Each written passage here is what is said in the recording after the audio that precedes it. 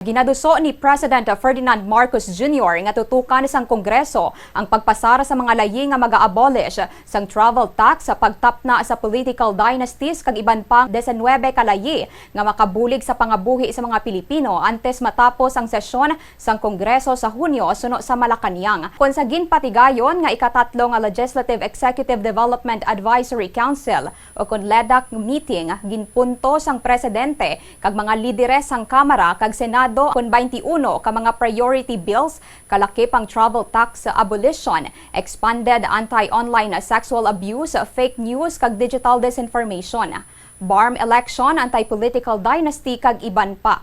Suno kay Communications Undersecretary Claire Castro, tuyo sang travel tax abolition, mapamag-an ang biyahe para sa turismo, trabaho kag negosyo. Nahibaluan nga sa karon nga sistema ang Tourism Infrastructure and Enterprise Zone Authority ang nagasukot sang 2,700 pesos sa first class kag 1,620 pesos sa economy class nga mga pasahero. Samtang may mga exemptions sa pila ka sektor.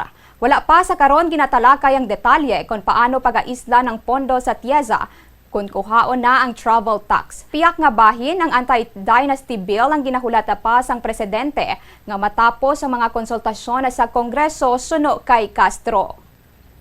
21 priority measures ng Legislative Executive Development Advisory Council or LEDAC aprobado ni Pangulong Ferdinand R. Marcos Jr.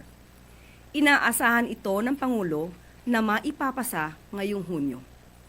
Sa naganap na LEDAC meeting kaninang umaga, binigyang prioridad ni Pangulong Marcos Jr. ang 21 priority legislations na makakatulong na maiangat ang pamumuhay ng taumbayan.